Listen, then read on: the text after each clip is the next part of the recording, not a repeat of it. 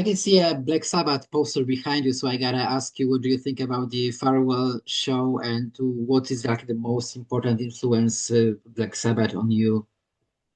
Well, I haven't had a chance to catch that final show. I wasn't near a computer that day.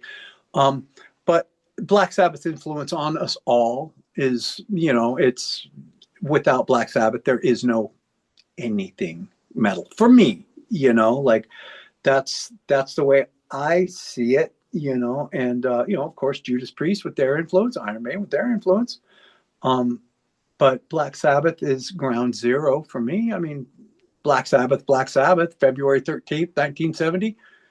I mean, that's just a spine chilling song that set the template for all things heavy metal. And that's where I feel heavy metal was created, because that was a concentrated effort to be heavy, like you got your Deep Purples and your Blue Cheers and your Led Zeppelins, but their focus on being blood curdling, I don't think was there like a song like Black Sabbath was. So that's why I feel like they're the ground zero. And for me, just as a drummer, having the godfather of all metal drums, Bill Ward, being the drummer for that, and that's, for me, that's the way it should have been a decade ago. I mean, Tommy Clufetos, Ozzy's drummer, did a great job. I mean, I saw them he did a killer job. But for me, in that reunion, it's Mr. Ward, absolutely, So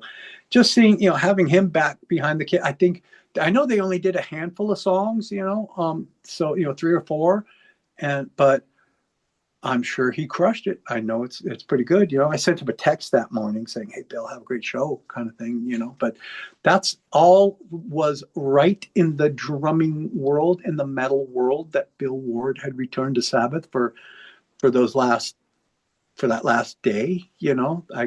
I can't see it being any other reason. Like if that was Ozzy's truly his final show, good. That it had the 4 original members the way it should be.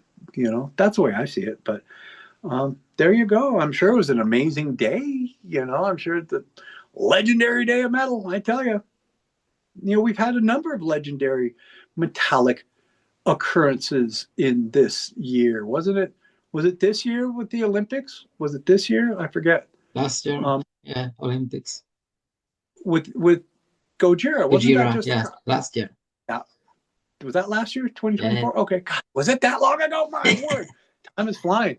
That was pretty historical. Way to go, Gojira, and then, having Sabbath's final show, another legendary day of metal. Darn tootin'.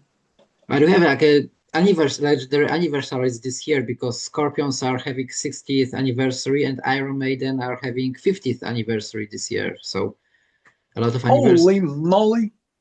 Well, I tell you, and Scorpions have written one of the greatest metal songs of all time, and that's "The Sails of Karen." I mean, back in when I first heard that, it was 1980 when I heard that song the first time, but I was like, this is so heavy. Like that, there was just that riff in "Sails of Karen" was just everything about that song. That was just a perfect metal song. So way to go, Scorpions. Darn tootin'.